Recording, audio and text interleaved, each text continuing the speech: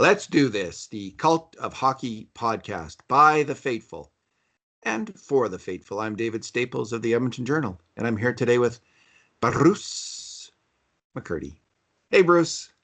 Hey, David. How you doing today? I'm doing good, Bruce. It's a beautiful day here, and I was earlier today for the first time. My parents have been in a care home, and for the first time today since October, I was able to take them out, take my mom out for a walk through the neighborhood in her chair. So it's been a very difficult time for everyone who has loved ones in care, and that includes lots of people with children, in care, but also mainly people with their parents, and that's coming to an end. It's a miracle. We're all out and about, and it's fantastic. It's also been a tough time for people who provide care. For their parents, especially, but in whatever, and that's kind of an unrelenting task. But I would have to think exponentially more difficult during the times of COVID. Oh well, to be behind a mask and another mask, shield all day long. Some people find that difficult. Shout out to all the care workers. They have been fantastic through this whole thing. And, the teachers as well. There's been lots of people who have been going the extra mile and very much appreciated. Feel a little emotional. Mm-hmm. It's emotional times for sure. And with you, shout out to, folks like yourself who with their parents, beyond reach really, and many respects for a long period of time there. So it's good that you get time at least to share it under a beautiful blue sky like today's. Indeed. And it's been good, Bruce, to have the distraction of the Edmonton Oilers through this whole thing. So here we go again with more. I've kind of missing them the last week. I don't know about you. Totally. I've been missing them, Bruce. It ended all too soon. It ended very soon. And of course, we also saw Toronto go out. What did you think of that, Bruce? Just wait. Before I get into that, I'm going to introduce our subject. Today, we're going to talk about Mike Smith and Mikko Koskinen and keep, hold, or fold. But before I get in, we'll just have a little discussion about the Leafs. What did you think of the Leafs going out? Well, just on today's subject, we were talking about it. My wife and I on Tuesday after we'd watched the game. The next day, we were talking about it, and my simple question was, who are the two best goalies in Canada? Yeah. Guess what? They're facing one another tonight in Game 1 of the North Division Finals, because both of them were absolutely central and essential to their team success in Round 1. Carey Price was fantastic against Toronto. Connor Hellebuyck was fantastic against Edmonton, and they were difference makers that turned the tide in the favor of their team. Against the flow of play, I would argue, in both series. Yeah, people wonder what's wrong with Toronto. I don't think there's a whole heck of a lot with Toronto. They wonder what's wrong with Mitch Marner and Austin Matthews. I saw those in the games I saw. They had all kinds of scoring chances.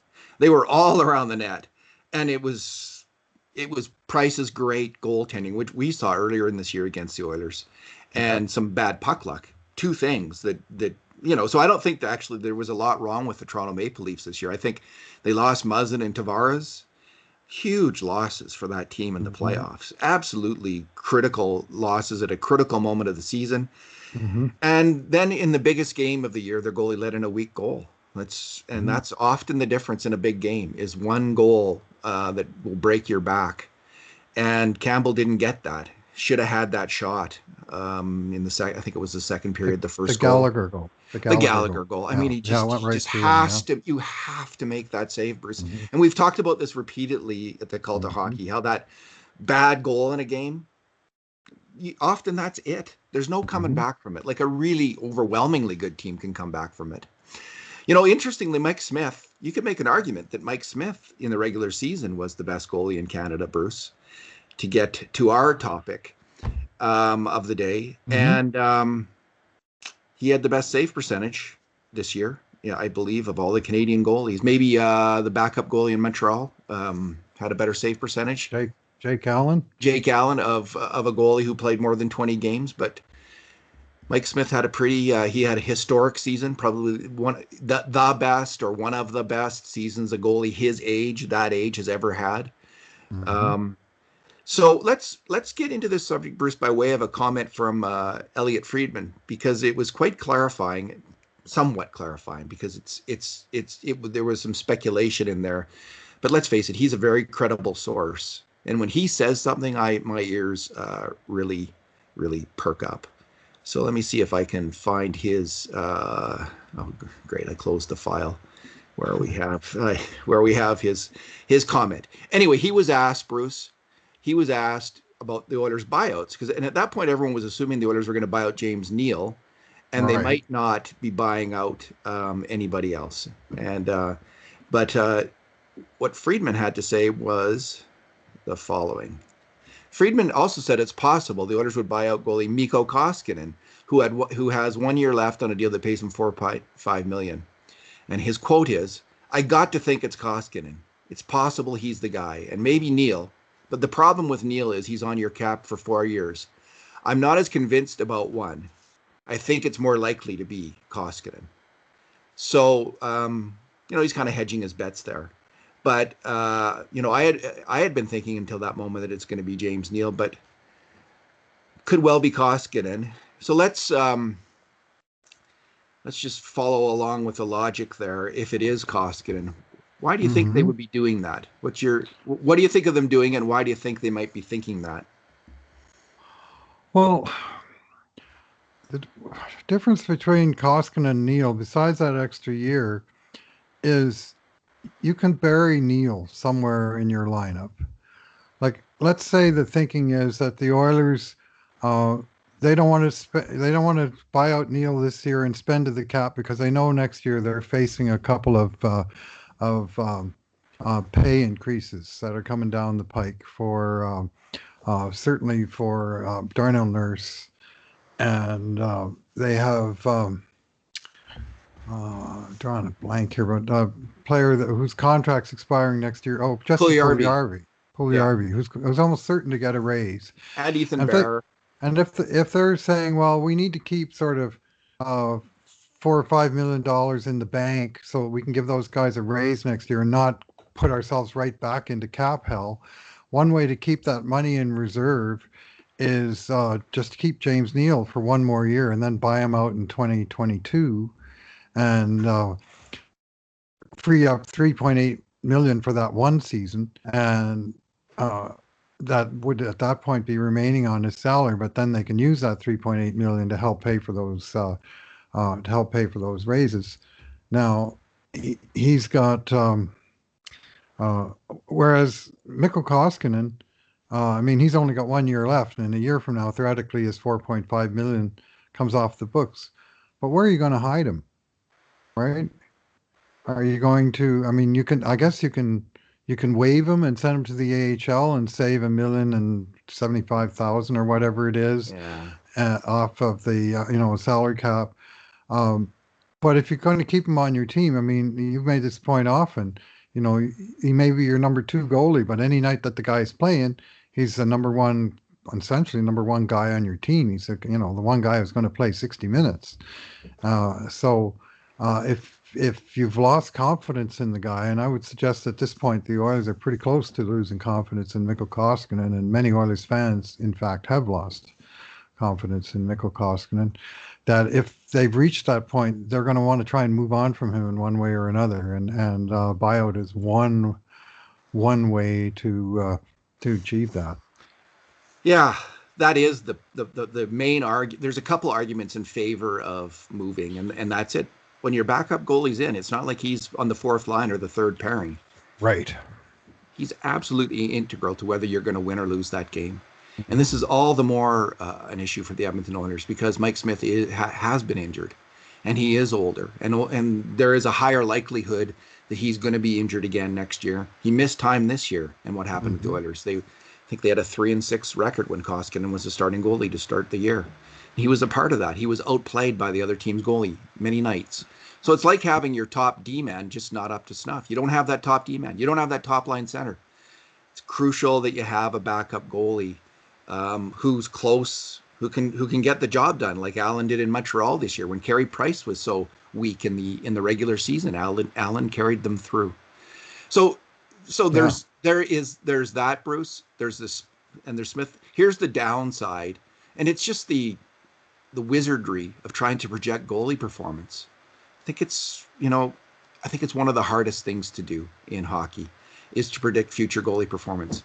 So, for instance, last summer, and I've brought this up before. We had lots of people, including me, we're thinking, hey, that Aaron Dell looks like a good bet, or Braden. Some people thought Braden Holtby. Some people thought, hey, Matt Murray, move on him, or Jonas Korpisalo. People would have been doing cartwheels if Jonas Korpisalo had come from Columbus.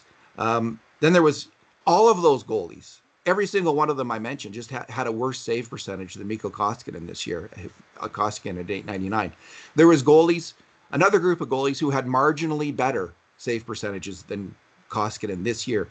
Jacob Markstrom, Antti Ranta, Alexander Georgiev, James Reimer, and the famous Darcy Kemper, who had a 907 save percentage, which is okay.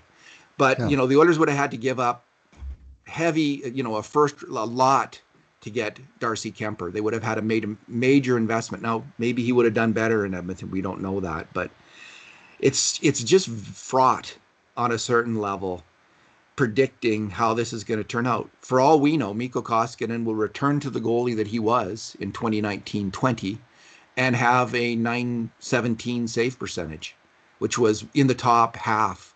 It was in the top half of the league, and he's suddenly earning that $4.5 million for next season. So Right.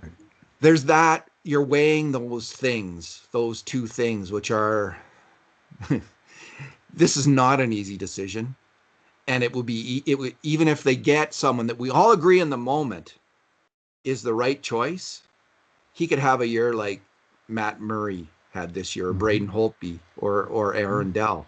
Let's say they trade for, let's say they sign Chris Driedger in free agency. They buy out Koskinen and they sign Chris Driedger, or they sign Peter Mrazek, who is a UFA out of Carolina, or they sign Linus Ullmark out of Buffalo. These are all goalies who had really strong save percentages this year.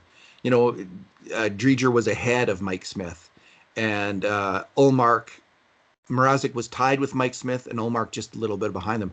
But who's to say those guys don't crash to like a 905 or an 899 save percentage next year? I don't have confidence about it. Do you? I don't know. Driedger has a career 929. Looks pretty enticing. Somebody's going to sign him and pay him, and it's not probably going to be Florida because they've signed $1 million a year into Sergei Bobrovsky for the foreseeable future. But he's a good bet. But a good bet on goalies is it's a 60 or 70% bet. It's never a 100% bet. That there's very few goalies that are truly consistent from one year to the next. And even the very best goalies like Connor Hellebuyck, he took a little step back this year, largely because he couldn't solve the Oilers until it mattered most.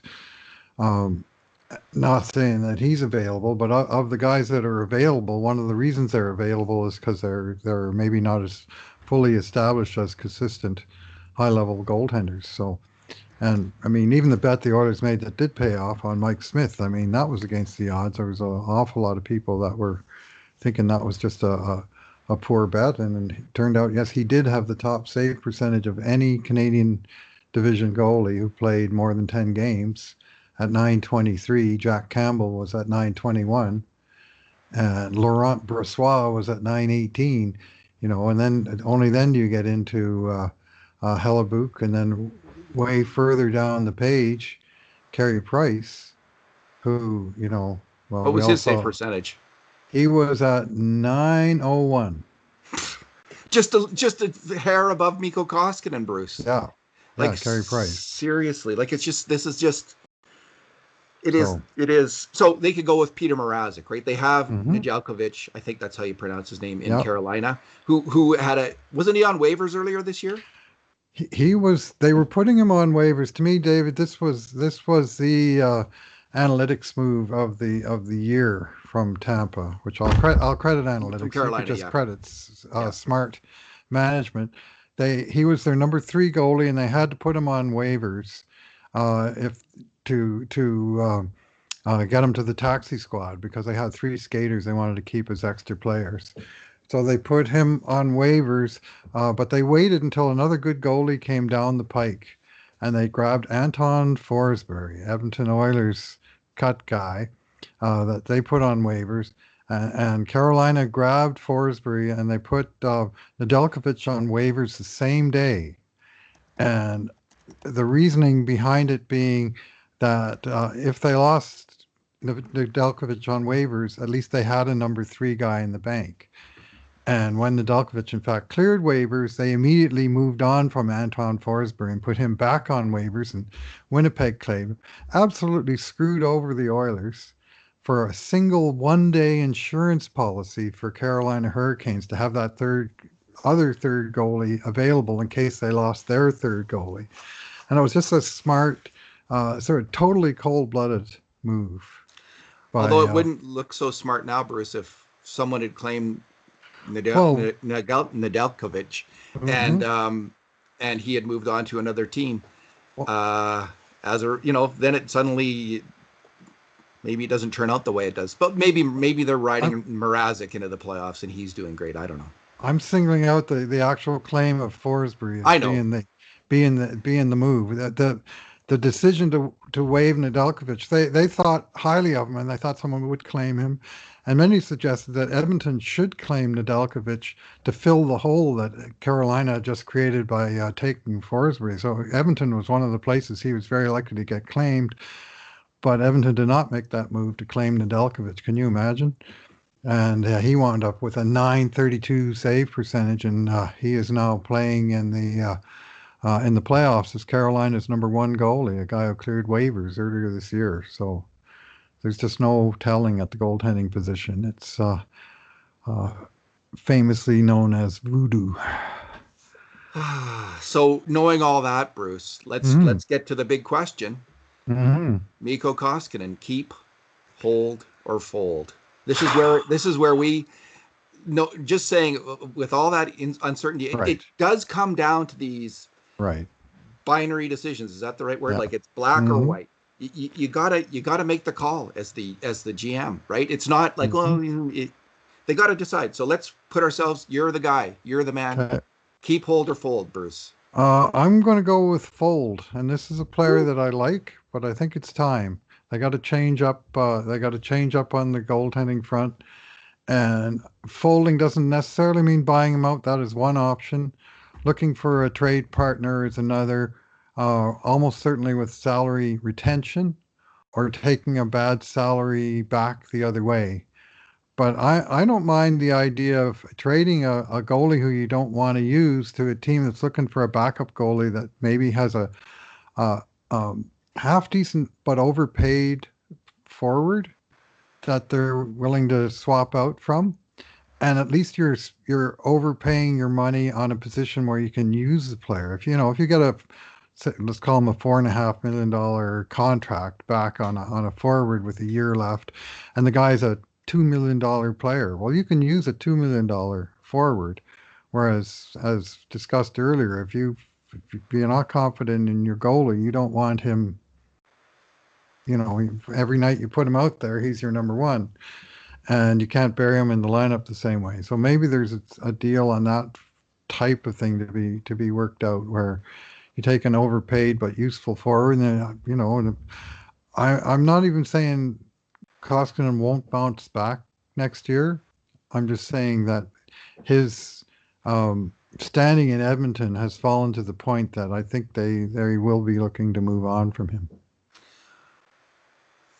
That's an interesting trade prospect that you're bringing up. Obviously, I think it's going to be. I don't see trading Koskinen and eating half the salary doing it for a team, because they can get a backup goalie for $1 million, which is who is as good a bet next year as Mikko Koskinen. So why would you pay $2.5 million to have Mikko Koskinen? So if you're just going to have a straight, can you just eat Mikko Koskinen and we'll take half the salary, you take half the salary? The Oilers would have to sweeten that. I think it's not so. So in that trade, you're right. There might be that possibility of a trade where a team's going to lose a goalie to Seattle, or for whatever reason, they want a backup goalie, and he might make sense for them if they have a contract that they want to get rid of, a 1-year deal. So that's a good thought. And because you raised that good thought, I'm going to go with hold. Let's see if that trade's there. Right. Maybe you want to adjust if that trade is there, then yeah, jump on that, because things are kind of chaotic right now in the NHL goalie market, because Seattle's coming. They're going to take 2 goalies. We don't know who they are. Teams with 2 good goalies probably going to be looking to make a move. Like Carolina has Nedeljkovic and Mrazek. Mrazek is a UFA. I guess they can sign Mrazek after the UFA period and get around this problem that way. So that's one issue. That's one way they could solve it. But there it looks like there might be some good goalies coming free. Ullmark is a good young goalie. Yeah. I like the idea of going with a goalie in his 20s right now with Mike Smith. The idea of having 2 goalies who are getting older, like Koskinen's 33. Let me just see. 31 here. Anyway. He's in his early 30s for sure. So like a goalie in his 20s paired with Mike Smith, just going forward, you're not having Mike Smith. Maybe you get lucky and you have another great year out of Mike Smith, but you don't know that.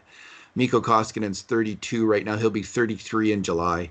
Right, okay. So heading in with 2 older goalies that with your eye on the future, I don't think that's a great hockey bet to make. I would prefer that they go with a younger goalie.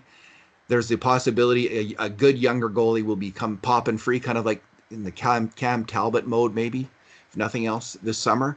So that there's another reason. The volatility, that's the word I was looking for. There's volatility in the goalie market. There's some players that are going to come free. There's some enticing free agents. There's an opportunity here. And there isn't always an opportunity to get a good goalie every offseason. Right. Next year, they might have 2 guys who didn't cut it, and not really a good opportunity where they don't have to pay dearly for another goalie.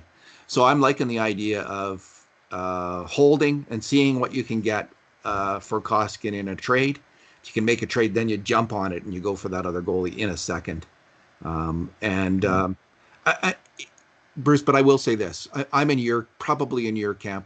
I'm leaning towards your camp in the fold if they can't make a trade and they just have to do the buyout. I'm also leaning in that direction, even with all of those uncertainties around it. It's time. You get the sense it's time to move on, and they got lucky on the Mike Smith bet this year. Let's deal with Smith right now.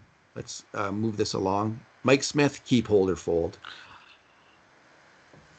I think he's going to be a keep. I think they're going to I think they value what he brings. He did bounce back with a good season after a very strong off season of training by all accounts. Heard very good verbal about Smith from Kevin Woodley, the goalie guru, who's he's not just verbal. He's stats, advanced stats, technical. He's everything about goalies. That guy's a very, very high level source of information on goalies.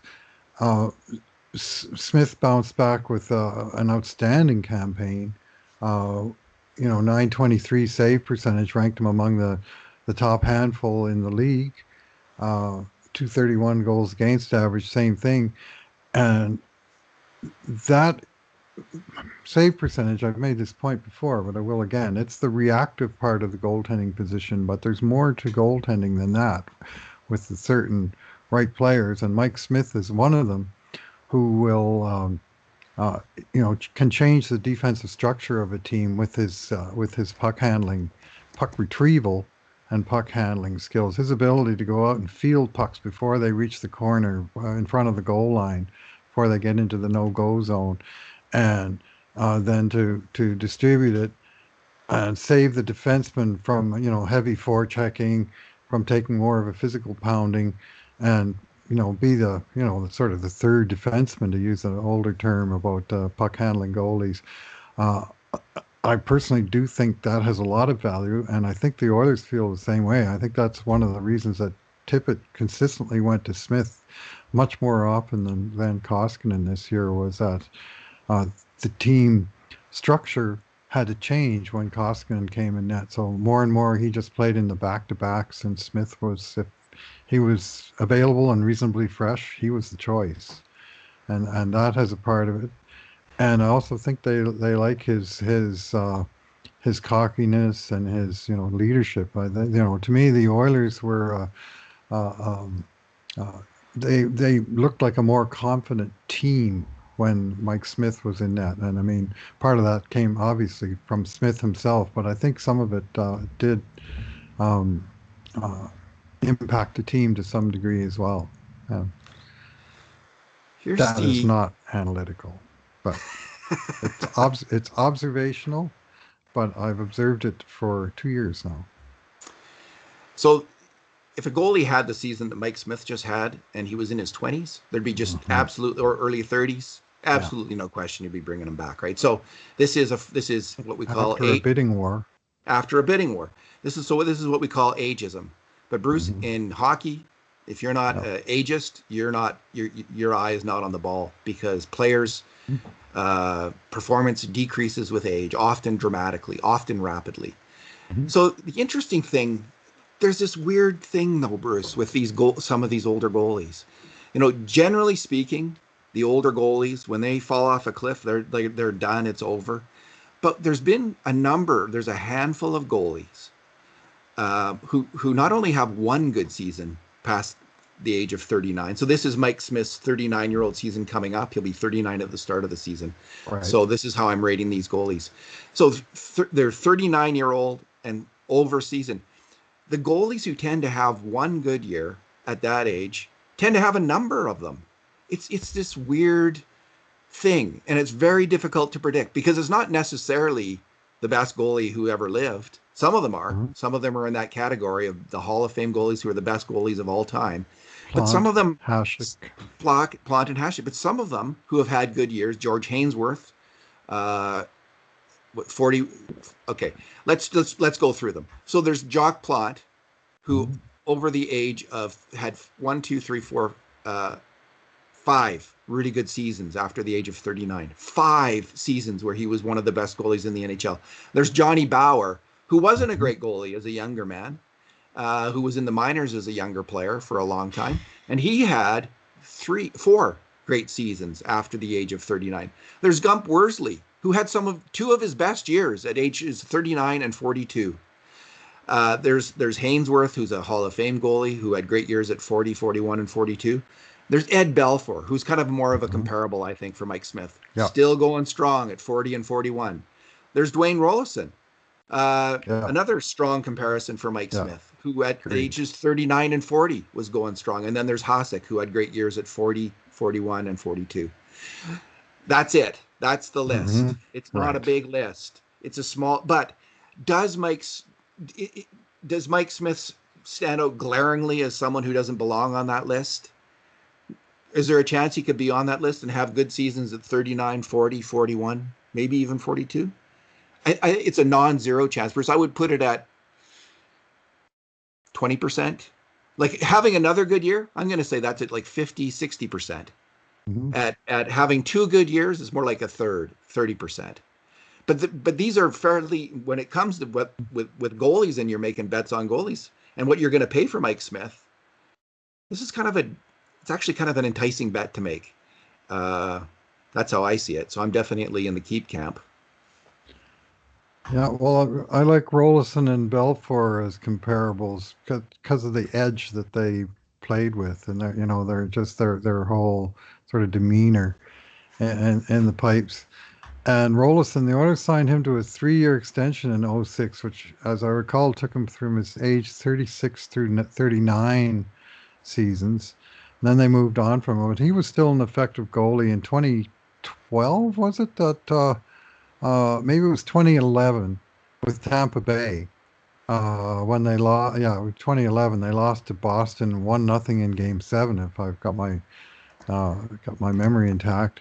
And he had a very strong season. By then, he would have been 41 years of age. I I don't like any kind of talk. I read somewhere that they were talking about a 2-year deal for Smith, and anything one at a time is the thing. And there's no way of telling that he'll have a great summer of training this year as he did last summer when clearly his future was on the line. But I mean, at his age, his future is on the line all the time, and he does have a tremendous amount of drive. So I would be surprised if he had, any kind of a lapse in that respect. But uh, I think the Oilers think that he's their man in the short term. So I think they will make him an offer.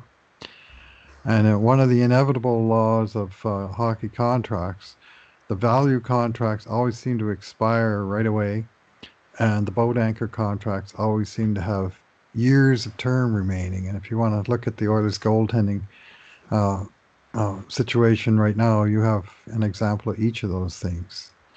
If you had your druthers, it would be the Koskinen pack that was expiring this summer and would solve itself. But that ain't the case. Peter Chiarelli's last gift to Edmonton Oilers and their fans was that contract that he signed that had the blessing of Oilers senior management, followed by Chiarelli being fired the very next day. So you tell me how that works. Carter Hart, Bruce. Mm-hmm. Oh, did 22 he ever years. have a horrible, horrible, no good, very bad Yeah, season? after just a young goalie, his rookie season, 917 save percentage. As a second year player, 914. And this year in 27 games, 877 save percentage, 0.877. And his coach was bad mouthing him. That wasn't good.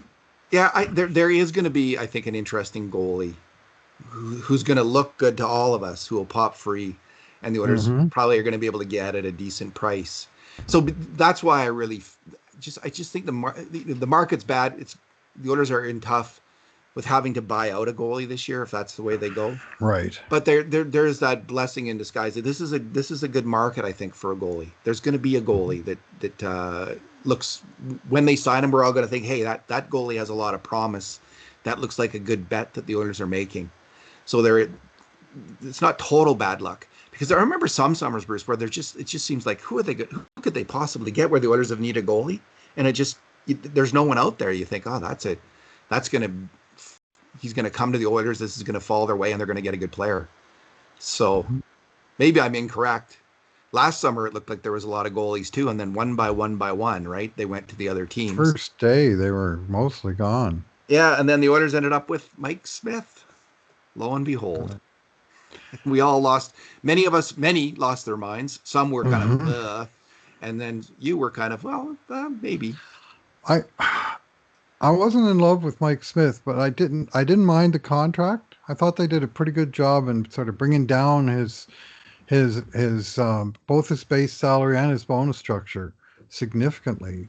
So they reduced the goaltending budget, and no, I don't think anybody who claims they saw Mike Smith in the top 6 or 7 of the league and all the key goaltending stats is probably not being entirely truthful. But uh, he's been a number one goalie for a long time, and even his previous couple of years in Calgary and Edmonton, he was a 1A. Like, it wasn't like they were resurrecting a guy who hadn't had fallen out of favor with his teams along the way. Now, on the flip side of that, I'll give you this scary sounding stat, which is that Mike Smith has been the loser of his last 9 playoff games. So there's that. Chris Dreger's save percentage in the playoffs this year in 3 games is 0.877. Yeah, so He was playing the Bolts. Smith played well. He was playing the Bolts, Mm-hmm. but Mike Smith played pretty well in these playoffs. He was the second best goalie in the series, though. Yeah. But he nonetheless, it's not like they lost because of goaltending. That's not They lost really. because of Winnipeg's goaltending. They lost because you can't be pointing the finger, I don't think, at their own goaltending. There's a whole lot of other fingers that can be pointed before you get down to that one. Yeah. Alrighty, should we leave it there? We covered the ground. Any final thoughts on Well, Bruce, I do want to say something. mhm. I agree with you on the 2 year deal. Like, much better to have an overpay on the 1 year deal than to go 2 years. I just think, like, come up with a number that Smith's happy with this year and just go with the 1 year deal. Like, I would rather overpay on one than lock in for two on a goalie, that can't perform. We saw what happened with Kyle Turris this year, right? Well, and with That Koskinen. and with Koskinen and Turris this year with 1.65, I think, over 2 years. I mean, they got to send him into the minors this coming year, and they're going to have a $400,000 cap penalty on Kyle Turris this year. So, way better idea to Well, go they short. do. They do have an NHL experienced netminder under contract for one more year in Alex Stalock, and I think he's pretty well placed as an organizational number three. Other than the fact that he's not necessarily the guy you want to be using in the AHL because they have a couple of or three actually developmental goalies in the system, and Ilya Konovala of Stuart Skinner and Olivier Rodrigue and Stalock. So you kind of have a little bit of, you got a crowded crease situation there. Stalock he's got 150 NHL games and he is 33 years of age. He'll be 34 beginning of next season. So he's not exactly young. I guess one school of thought is that uh, they allow Koskinen and Stalock to battle it out for the number two position, with one option being, sending Koskinen down and burying $1 million of his contract, but using the rest of his contract as what I said right up front as a place to bury is like a carbon sink, a place to bury future salary cap to pay for the upcoming raises for Nurse and Puljujärvi and doing it that way. But there's it's tricky. The Oilers capologist is really going to need to be on the ball this summer, and the Oilers' famous analytics department that was called out by Pierre Maguire today, or yesterday maybe, was it sure would be nice to see evidence that there's um, that they work through some of the mathematics of all this. Frankly, Can Koskinen be sent to the minors? Let me just see. No movement clause, no trade clause. He does. He has a no trade clause, but not no. a player submits a 15-team Okay, no that's trade fine. list according to Cap Friendly, so he can be sent to the minors. It looks like Yeah. so. Yeah, if he bombs, you have Stalock or Stuart Skinner, who had a hell of a year in the AHL, Mm-hmm. and by December you might think, oh well, it's time. Let's bring up Stuart Skinner. He's killing it again in the minors, and he's earned a recall. So yeah, I like the idea of Stuart Skinner playing another full season in the AHL. And Mm-hmm. alrighty, Bruce. I think that we have covered the train, and we're kind of in general agreement on how to proceed.